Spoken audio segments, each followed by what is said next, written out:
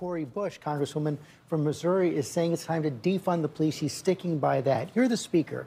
How do you think Democrats should address rising crime? Well, with all the respect in the world for Cori Bush, that is not the position of the Democratic Party. Community safety, to protect and defend in every way, is our oath of office. That's House Speaker Nancy Pelosi and the Democrats trying to back away from the defund the police movement. Pelosi's comments come amid growing outrage over the rise in violence against police officers. And we are sadly reporting more violence today, Tom. 13 police officers were shot, 2 of them fatally, over a 24-hour period across 4 states in our nation. These shootings happening in Arizona, Maryland, New Mexico, and Pennsylvania. 9 of these officers were apparently struck during a shootout in Phoenix, where sadly 2 of them later died. Joining us now is former New York City Mayor Rudy Giuliani. Mayor, it's great to have you with us this Monday. Thanks for your time. Well, thank you for having me. It's a terrible time to come on. I've been, warning about this since the Democrats began their virulent anti-police rhetoric a year and a half ago. I mean, Mayor, we wanted to ask you about that, though. You just heard Nancy Pelosi. Other than disagreeing on defunding the police, what else are the Democrats doing to even address this surge in crime, Mayor? Well, Nancy Pelosi, from Baltimore, originally began her life as a phony politician. And apparently, she's going to end it as a phony politician. I don't know if she even knows what the truth is. But I mean, the fact is, okay, if you didn't defund the police, put the $1 billion back in the New York City Police Department you took out, or the $500 million you took out of Minneapolis. I mean, I'll give you the amounts if you want. They haven't put any of that money back, and she was supporting it as of 6 months ago. So, I mean, it depends on the day of the week that you talk to Nancy or what's politically advantageous. But, I mean, all you need is the President of the United States. He's constantly saying that the police are systemically racist. So why aren't they investigating Biden for constantly saying that the police are all racist? I mean, there's a coincidence there. Last year, Biden's first year in office, largest number of police officers ever killed in the history of America.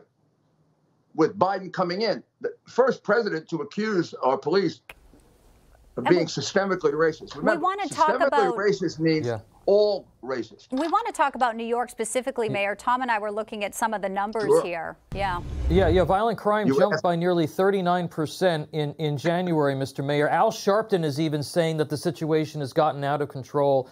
You mentioned Mayor Adams. He's had his first sort of month and a half on the job. Are you seeing anything out of him that would markedly change what's going on? Yeah, a complete contradiction in the way he ran for office, kind of like Biden. He ran as a law and order candidate, and his first month in office, he set a record for the largest increase in crime of any mayor's first month in office. Any mayor, at any time. We have more crime than under de Blasio by large numbers. So, I mean, things are going in the opposite direction. Plus, some of the things he's done has been absolutely absurd.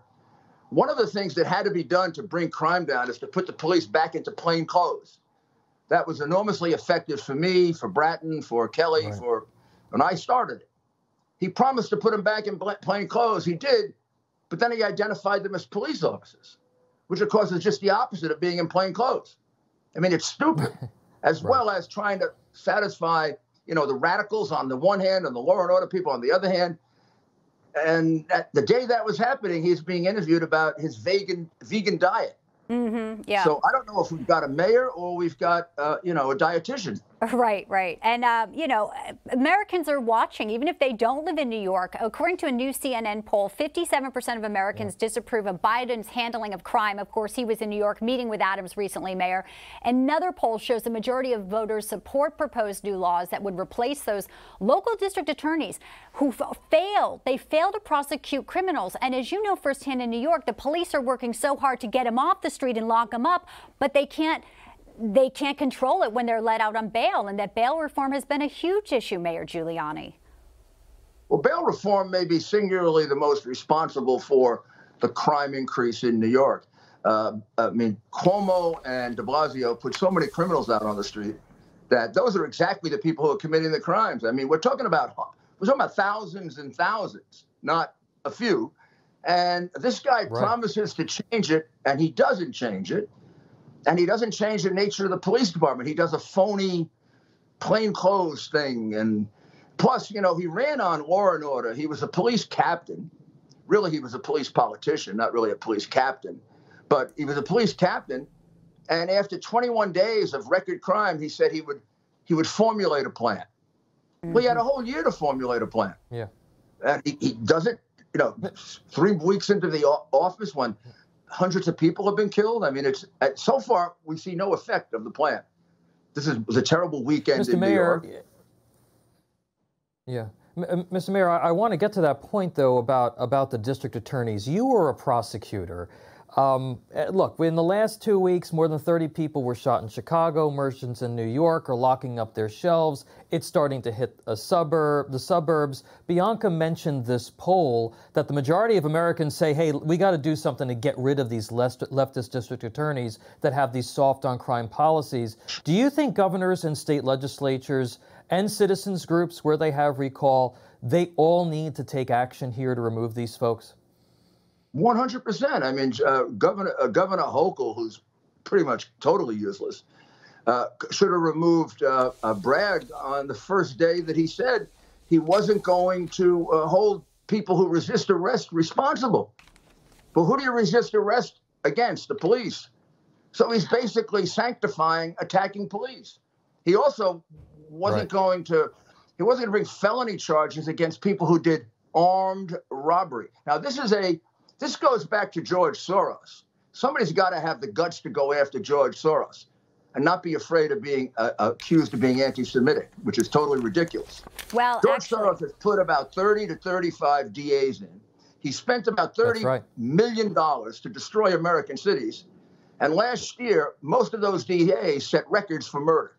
Right. And I can give you city after city after city. Well, this guy Bragg is a $1 million George Soros baby. So's the one in Chicago, St. Louis, Philadelphia. LA, the places we have you the mentioned, recall Maryland, for Gascon. Arizona, New Mexico. Yeah, Milwaukee. How about Philadelphia is the worst of all. Kruger, the police won't even talk to him. Even the local Democratic Party, which is basically corrupt, was against him because they're getting killed. Wow. Well, and they couldn't get him out because Soros put in $3 million to elect this guy to undermine law enforcement.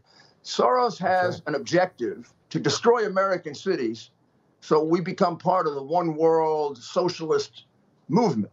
Mayor Well, Giuliani, I mean, that's kind of inconsistent without being alive. It's so great to have you with us as someone who has made New York feel safer. We know a lot of people miss your leadership there, and we appreciate your time today. Mayor Giuliani, thank you. Time too. Thank you very much, and good job. Thank you.